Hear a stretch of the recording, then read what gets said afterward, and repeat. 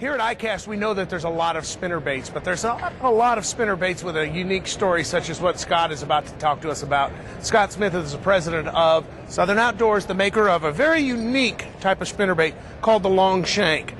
Scott, thanks for taking the time to join us. Having us. Hey, this is neat. All right, now this is an invention that really now is in its third generation. The legacy continues.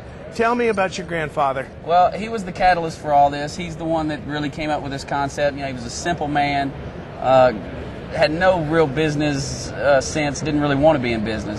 Came up with an idea really out of necessity, by accident, ordered some hooks for some baits he was making for just us and the family to use. They sent him the wrong stuff, and his guys from his generation, you know, they didn't waste anything. Right. So the next thing you know, he's using this product.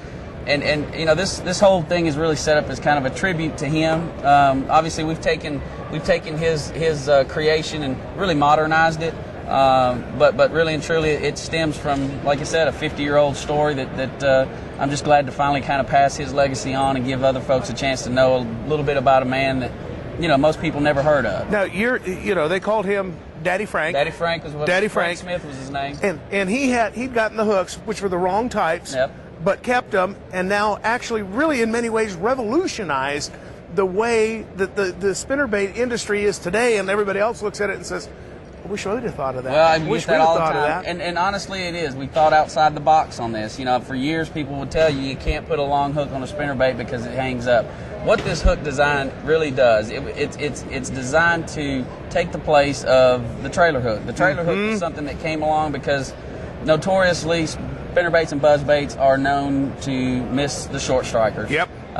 You know, the trailer hook helped somebody. It actually created a lot more problems than it ever solved. That's right, because you can't fish it in heavy cover, and that's where these baits are made to be fished.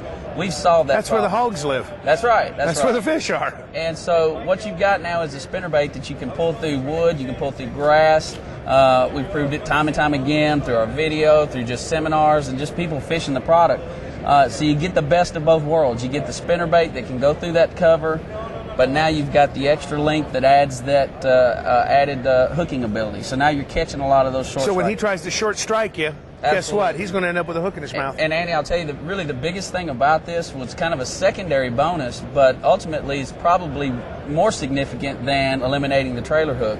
And I like to equate it to a crankbait bite. A lot of times bass will turn on a crankbait, slap at it with their mouths closed, not even trying to eat it. And just put a nudge on it. You'll see them hooked in the side of the face, on top of the head.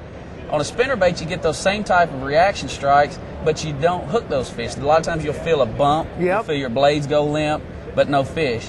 These now are fish that this bait will catch. Literally, the guys can see it with their own two eyes. That fish will turn on it.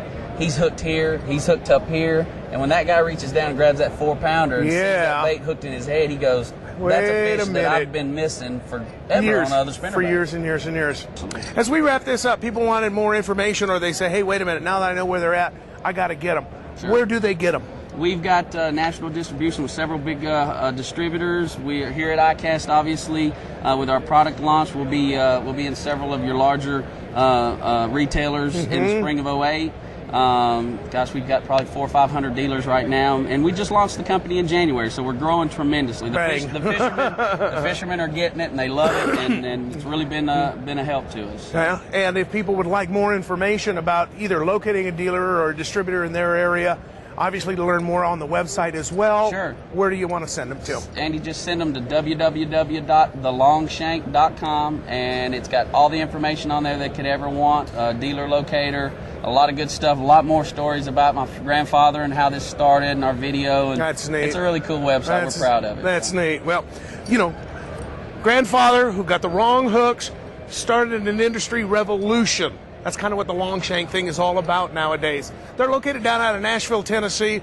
Scott and I've already talked. We're going to have to put a fishing trip together sometime soon, take them out and show. They don't just catch bass. They catch a lot of other fish, too, simply because they're very well made. The attractant factor is there. And, hey, the tradition continues.